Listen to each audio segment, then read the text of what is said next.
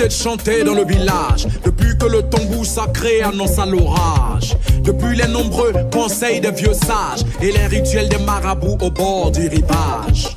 La nouvelle fut dite par la plus vieille barbe, sous l'ombre du plus vieux témoin, le baobab.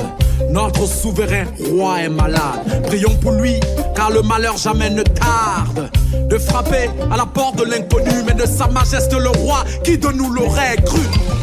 Il y a les forts, les faibles et les peureux. Il y a déjà ceux pour qui la santé du roi importait peu.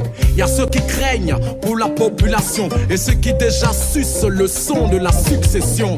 Le village avait changé de visage, rien du futur n'annonçait un bon présage. Des notables aux griots jusqu'aux sages, tous étaient devenus de nouveaux personnages. Le chapeau du chef flotte dans l'air, les têtes se cognent pour savoir qui le portera. Que la paix aille mourir à la guerre, pourvu qu'il y ait une tête qui soit couronnée roi.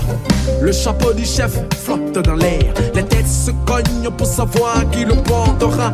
Que la paix aille mourir à la guerre, pourvu qu'il y ait une tête qui soit couronnée roi. Petit à petit, comme un effet magique, chaque notable découvrait sa différence ethnique. À chaque enfant, on comptait l'ingratitude de la race venant du nord ou de ceux venant du sud. Entre sages et notables, deux camps. Les frères, les fils et les cousins du roi, deux camps. Entre autochtones du village de Caen, plus personne ne se rendait désormais au champ. Les machettes étaient aiguisées chaque matin. Ça viendra le jour où je vais découper le voisin.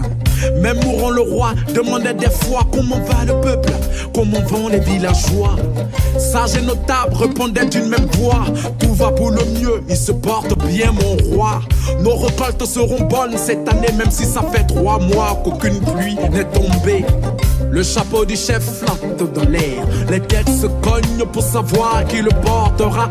Que la paix aille mourir à la guerre, pourvu qu'il y ait une tête qui soit couronnée roi. Le chapeau du chef flotte dans l'air, les têtes se cognent pour savoir qui le portera.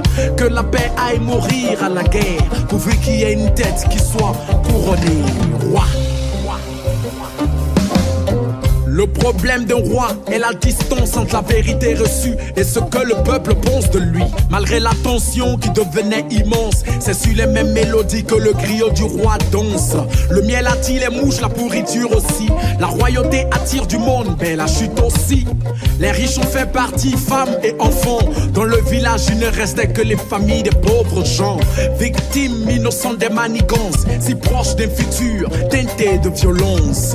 Les ennemis anciens amis du roi attendent, ils attendent patiemment que le naturel le ponde, afin que coule le son de la vengeance, soigner les plaies ouvertes par tant d'années d'allégeance. Le roi va mourir, le village le sait, à l'après lui, même le roi n'y avait pas pensé.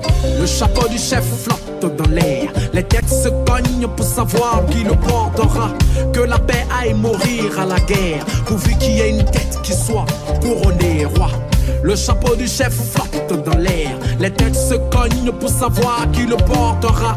Que la paix aille mourir à la guerre, pourvu qu'il y ait une tête qui soit couronnée roi.